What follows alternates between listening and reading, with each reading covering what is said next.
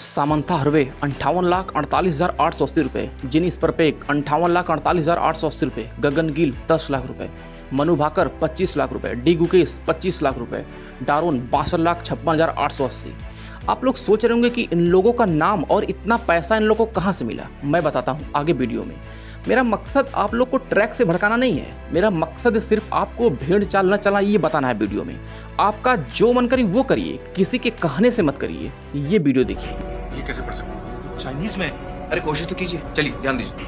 क्या बेकार की बात कर रहे हैं, मैं कैसे पढ़ सकता हूँ? क्या बदतमीजी कर रहे हैं, आपका रवैया ठीक नहीं। ये आप शैतानी कर रहे हैं।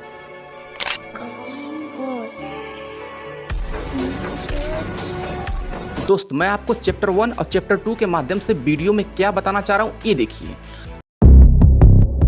हम लोग इंटर पास करने के बाद सुबह 7 बजे उठते हैं, बस पकड़ते हैं और कॉलेज जाते हैं।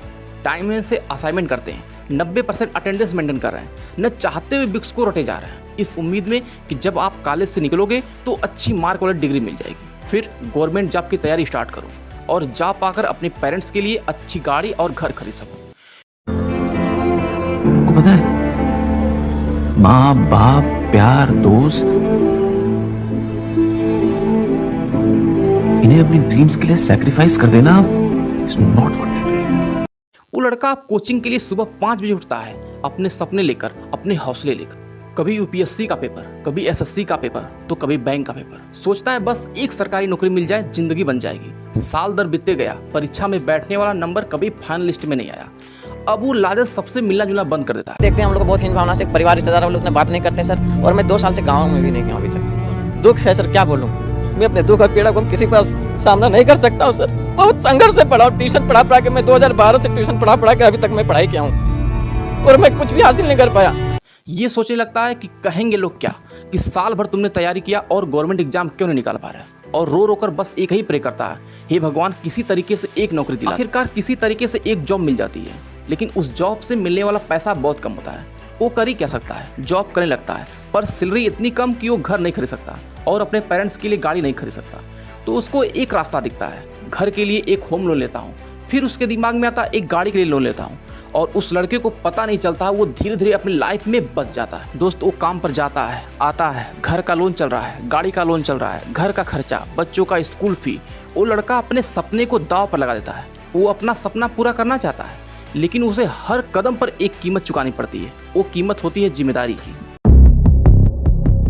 प्रति मीडिया हर दिन लाखों लोगों तक पहुंचती है।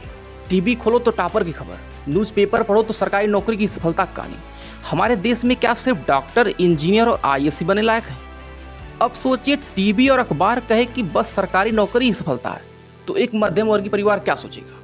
माँ सोचेंगे कि हमारा बेटा कलेक्टर बनेगा, पिता सोचेंगे कि बड़ी कंपनी में इंजीनियर बनेगा, रिश्तेदार घर आकर कहेंगे डॉक्टर नहीं बनाया तो क्या बनाया। तो सवाल उठता है कि हमारे युवा दूसरा रास्ता क्यों नहीं दिखता है?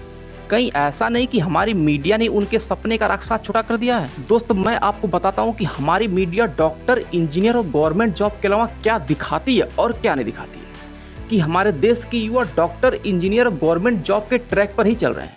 मेरठ का जघन्य हत्याकांड, साहिल सिंह हत्याकांड, जिसने हर किसी को चौंका कर रख दिया है। क्राइम, जितना खून दिखा सको उतना टीआरपी बढ़ेगा। मर्डर, बम धमाका हो, कैमरे सबसे पहले पहुंचते हैं, क्योंकि रोता हुआ परिवार, खून से सना चेहरा अब सेंसेशनल कंटेंट बन चुका है। अब खबर वो नहीं होती है जो जरूरी है, अब खबर वो होती है जो बिकती है, और खून सबसे महंगा बिकता है। सिनेमा, हीरोइन ने क्या पहना है, कब एयरपोर्ट पर पहुंची, उसके कितने बच्चे हैं, शादी में किसने क्या। But before we go, here's a news which is coming in from the actor Kareena Kapoor, who when asked about her pregnancy खाया। भाई साहब, एक खबर या गपशप की मंडी।